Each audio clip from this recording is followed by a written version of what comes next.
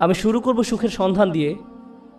আমি যেটা বলতে চাচ্ছি তা হলো, এটা যদিও চমৎকার একটা উপমা, আর এই জাতির প্রতিষ্ঠাতাদের মনে অবশ্যই ভালো উদ্দেশ্য ছিল, কিন্তু আমি আসলে খুবই অবাক হয়েছি, কারণ কোরআনে সুখের সন্ধান নিয়ে কিছুই বলা হয়নি। কোরআনে সুখের সন্ধান নিয়ে কিছুই বলা হয়নি। খুবই তাজ্জব ব্যাপার। আমি 15 বছর ধরে এটা বুঝতে চেষ্টা করেছি যে কোরআনে কোথায় এই সুখের সন্ধানের কথা বলা হয়েছে। আল্লাহ এই ব্যাপারে কথা বলেননি, কিছুই বলেননি। আর এটা আমাকে ভাবায় যে আধুনিক সভ্যতার জন্য এত গুরুত্বপূর্ণ একটা ব্যাপার, মানুষ সুখী হতে চায়, কিন্তু আল্লাহ এই ব্যাপারে কিছুই বলেননি। কোরআনে এটা বলা নেই কিভাবে সুখের সন্ধান পেতে হবে। আর এটা খুবই আকর্ষণীয় ব্যাপার যে কোরআনের সবচেয়ে বড় যে অনুভূতির কথা বলা হয়েছে তা হলো সন্তুষ্টি। সন্তুষ্ট থাকা, এটাই সব থেকে বড় লক্ষ্য, সুখ নয়। কিন্তু এই দুইটি কিন্তু আলাদা জিনিস। সুখে থাকা আর শান্তিতে থাকা দুটো আলাদা বিষয়। এখন আমি আপনাদেরকে সাইকোলজির ব্যাপারে কিছু বলবো, খুবই আকর্ষণীয় কিছু বিষয়। আর এই তথ্যগুলো আমাদেরকে কোরআনের বাণী বুঝতে আরো বেশি সহায়তা করবে। আর আমার আলোচনার পুরোটাই নিয়ে, আর এই বাণীটি আছে সূরা নাজমের মধ্যে, ও আল্লাইসা লিল ইনসানি ইল্লা মা সাআ, এবং মানুষ তাই পায় যা সে করে। এখন আপনারা আমার সাথে থাকার চেষ্টা করুন।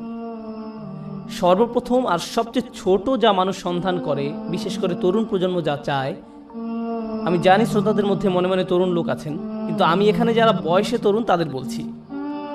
আমি চাই আপনারা এটা বুঝতে পারুন যে সবচেয়ে তুচ্ছ কিছু যখন জীবনে সন্ধান করা হয়, তখনই আসলে সুখের সন্ধান করা হয়। এটা আসলেই সব থেকে তুচ্ছ। আমি বলছি কেন আমার এই ধারণা। যেমন শনিবারে ঘুম থেকে উঠে বাড়ির কাজ করতে ইচ্ছা করে না, তাই 12টা পর্যন্ত ঘুম দিয়ে উঠেন আপনি। আপনার তখন কি অনুভূতি হয়? আপনি তখন সুখী। সুখী হওয়া আসলে কষ্টের কিছু না। কোনো ছেলে সারা রাত ভিডিও গেমস খেললো, তার মাথা ব্যথা করে, কিন্তু যেহেতু সে গেম শেষ করতে পেরেছে তাই সে সুখী। কেউ কাজে যাওয়ার আগে ফোন পায় যে আজকে আবহাওয়া খারাপ, তাই কাজে যেতে হবে না, এতেই তার সুখ বোধ করে। সুখ পাওয়া খুবই সহজ, বিশেষ করে ছোট জিনিসের ক্ষেত্রে। অবশ্য সম্পর্কের থেকে সুখী হওয়া এর চেয়ে কঠিন। বাবা মাকে সুখী করা, অথবা বাবা মা যেন আমার উপরে খুশি থাকে, এটা করা কঠিন। আর স্ত্রীকে খুশি করা, এটা নিয়ে কথা না বলাই ভালো। আসুন আমরা এটা নিয়ে কথা না বলি। কিন্তু শুধু নিজের জন্য, যেমন আপনি একটা সিনেমা দেখলেন, আপনি এতেই খুশি। অথবা আপনার বন্ধুর সাথে দেখা হলো, আপনি খুশি। আপনি আপনার পছন্দের রেস্টুরেন্টে খেতে গেলেন, আপনি অনেক খুশি। এটা খুব কঠিন কিছু না। কিন্তু এটা যেমন দ্রুত আসে তেমনি দ্রুত চলে যায় এবং আপনার আবার ভালো না লাগা শুরু হয়। আপনি হতাশ হয়ে যান এবং আবার সুখী হওয়ার চেষ্টা করেন।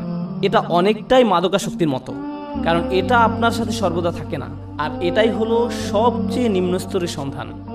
তাই মানুষ যখন বলে আমি শুধু সুখী হতে চাই, আমি আসলে জানি না সে কি বোঝাতে চাচ্ছে। কারণ কোনো মানুষই সবসময় সুখী নয়। আল্লাহ আমাদেরকে অনেক অনুভূতি দিয়েছেন এই জীবন অভিজ্ঞতা অর্জনের জন্য, এবং এর সবগুলোই সুস্থ জীবনের অংশ। সুখ হলো এদের একটি মাত্র। যদি আপনার আকাঙ্ক্ষা শুধু সুখী হওয়া হয়, তাহলে আমাকে বলতেই হচ্ছে যে আপনি হতাশ হবেন। সুখ কখনোই ঘটবে না, আপনি কখনোই চিরসুখী হতে পারবেন না। এটা আসলে এভাবে কাজ করে না। আমি বলছি না যে আপনাকে হতাশ হতে হবে। আমি যা বলতে চাচ্ছি তা হলো সংগ্রামও জীবনের একটি অংশ। যখন আপনি বার্ষিক পরীক্ষার জন্য প্রস্তুত হচ্ছেন, আপনি কিন্তু সুখী নন, বা 3 ঘন্টার পরীক্ষার মাঝে আপনি সুখী নন।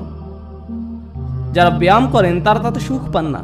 হ্যাঁ, ফলাফল দেখে তারা অবশ্যই সুখী হন, কিন্তু ঘাম ঝরানো পরিশ্রম করার সময় নিশ্চয়ই তারা সুখী নন।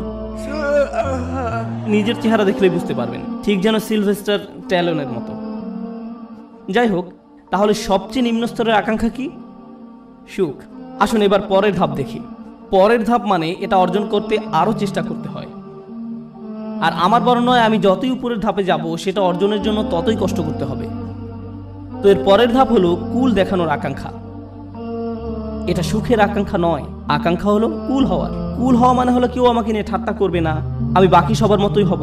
কেউ আমাকে নির্দেশ করে বলবে না যে তুমি এমন কাপড় কেন পরছো, এমন কথা কেন বলছো, তোমাকে এমন দেখাচ্ছে কেন, তুমি এভাবে চলো কেন, ওদের সাথে কেন মেশো, এটা কেন কিনছো, ওটা কেন করছো, গাড়ি কেন চালাও। আপনাকে আলাদা করে ভাববে, আপনি এটা চান না। আপনি যে কোনোভাবে সবার সাথে মিশে যেতে চান এবং কারো সমালোচনার বস্তু হতে চান না। আপনি অদৃশ্য হয়ে যেতে চান বাকি সবার মাঝে, যেন আপনাকে বাকি সবার মতো কুল ভাবা হয়। আর এই জন্য পরিশ্রম করতে হয়। উদাহরণ হিসাবে বলা যায়, আপনারা যারা হাই স্কুলে পড়ছেন, আপনি স্কুলে কি পোশাক পরে যাচ্ছেন সেটা আসলেই একটা বড় ব্যাপার। আপনি যখন আলমারি থেকে একটা কাপড় বের করেন বা জুতা হাতে নেন পরার জন্য, তখন আপনার মনে এই প্রশ্ন আসে যে কে আপনার পোশাক নিয়ে মজা করতে পারে। সত্যি আপনার মনে ভাবনাটি আসে। অথবা আপনি যখন কাপড় কিনতে দোকানে যান, আপনার বাবা হয়তো আপনাকে টাকা দিয়েছেন কিছু কেনার জন্য, আপনি যাই কিনেন না কেন, অনেক কিছু কেনার পেছনে একমাত্র কারণ হলো যখন আপনি এইসব পরবেন তখন লোকে কি বলবে। এটাই হলো কুল হওয়ার আকাঙ্ক্ষা। বাদ বাকি 10 জনের মাঝে মিশে যেতে হলে আপনাকে পরিশ্রম করতে হবে। এমন কিছু করা খুব সহজ যাতে মানুষ আপনাকে আজব ভাববে, কিন্তু বাকি সবার মতো চলতে গেলে কিছু কাজ করতেই হবে। অনেক তরুণকে এই জন্য নিজের পছন্দ বাদ দিতে হয়, তাদের এমন অভিনয় করতে হয় যা আসলে তারা নয়। আমি কিছু তরুণকে চিনি, ধরুন 14-15 বছর বয়স। একজনের কথা মনে আছে, সে বেসবল টুপি পরতো কারণ এটা তখন ফ্যাশন ছিল, তার প্যান্ট ঝুলে থাকতো। সে আমার কাছে এসে কান্না শুরু করলো। আমি তার কাছে বসলাম আর সে আমাকে বলল, আমি এমন কাপড় পরতে পছন্দ করি না, আমি এটা ঘৃণা করি, কিন্তু আমি যদি এমন না করি তাহলে বাকিরা আমাকে নিয়ে মজা করে, আমি তাই বাধ্য হয়ে এমন করি। আমি গালি দিতে পছন্দ করি না, কিন্তু প্রায় গালি দেই যখন স্কুলে থাকি, কারণ আমাকে বাকিদের মতো হতে হবে। তাহলে সবচেয়ে তুচ্ছ আকাঙ্ক্ষা হলো সুখের আকাঙ্ক্ষা। এর পরের ধাপ হলো কুল হওয়ার আকাঙ্ক্ষা। এর পরের পর্যায়ে কি? জনপ্রিয় হওয়ার আকাঙ্ক্ষা।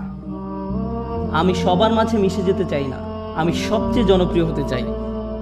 আমি এমন হতে চাই যেন সবাই আমার বন্ধু হতে চায়, এমন হতে চাই যেন সবাই লাঞ্চের সময় আমার কথা শোনে।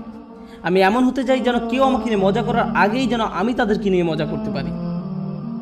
আর প্রায় সময় আপনারা দেখবেন যে স্কুলে যেসব বাচ্চারা জনপ্রিয়, তাদের জনপ্রিয়তার কারণ হলো তারা অন্যদেরকে নিয়ে মজা করে, আর সবাই তাদের ভয় পেয়ে তাদের কথা মতো চলে, যেন তারা কেউ পরবর্তী শিকারে পরিণত না হয়। যদিও আমি এখানে অল্প বয়স্কদের কথা বলছি, কিন্তু এমনটা প্রাপ্তবয়স্কদের ক্ষেত্রেও হয়, অবশ্যই হয়। আমাদের আঙ্কেল আন্টিদের ক্ষেত্রেও হয়ে থাকে, কোনো সন্দেহ নেই। জনপ্রিয়তার মানে হলো আমি চাই সবাই আমাকে নিয়ে কথা বলুক, আমি সবার মনোযোগের কেন্দ্রে থাকতে চাই, আমি চাই সবাই আমাকে নিয়ে মন্তব্য করুক। আমি কোনো ছবি পোস্ট করব, টুইট করব, ভিডিও বানাবো, যা কিছুই করি মানুষ যেন আমাকে নিয়ে কথা বলে। যখন আমাকে নিয়ে কথা বলা কমে যাবে তখন আমাকে নতুন কিছু আবার করতে হবে যেন মানুষ আমাকে নিয়ে মেতে থাকে। জনপ্রিয়তার আকাঙ্ক্ষা খুবই আজব একটি জিনিস, কারণ এর কারণে মানুষ নিজেই নিজের অপমান করে।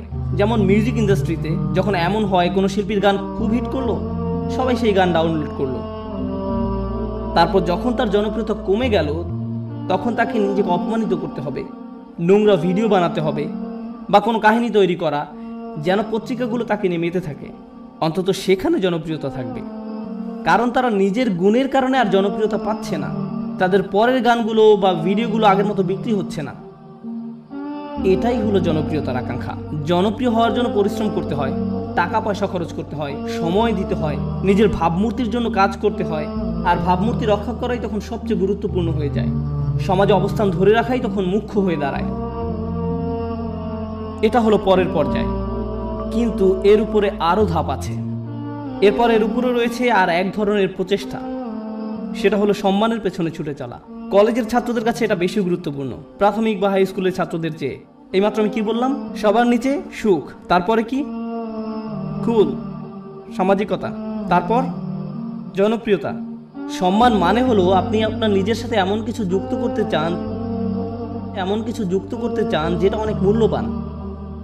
আপনি মানুষকে বলতে চান, জানো আমি হার্ভার্ডে গিয়েছিলাম।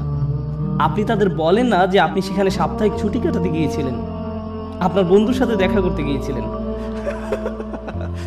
কিন্তু আপনি আপনার নিজের নামের সাথে একই বাক্যে হার্ভার্ড শব্দটা ব্যবহার করতে ভালোবাসেন। সত্যি কথা হলো আপনি যদি হার্ভার্ডের নবীন ছাত্র হন, আপনি কি অর্জন করেছেন? কিছুই না। আপনি শুধু সেই ভার্সিটিতে পড়েন, কিন্তু আপনি নিজের নামের সাথে একটা সম্মানিত প্রতিষ্ঠানের নাম যোগ করতে পছন্দ করেন। নিজের নামের সাথে একটা মর্যাদাপূর্ণ ব্র্যান্ডের নাম যুক্ত করতে আপনার ভালো লাগে। আপনার নির্দিষ্ট ব্র্যান্ডের পোশাক পরতে ভালো লাগে, এবং যদি ব্র্যান্ডের লেবেল দেখা না যায় আপনি অন্য মানুষের সাথে এমনভাবে কথা বলেন যেন তারা বাধ্য হয়ে প্রশ্ন করে আপনি এটা কোথা থেকে কিনেছেন। আপনি যেন বলতে পারেন যে এটা আরমানি ব্র্যান্ড বা এটা কিছু একটা, কারণ আপনি চান নিজের নামের সাথে সেই ব্র্যান্ডের নাম যুক্ত করতে।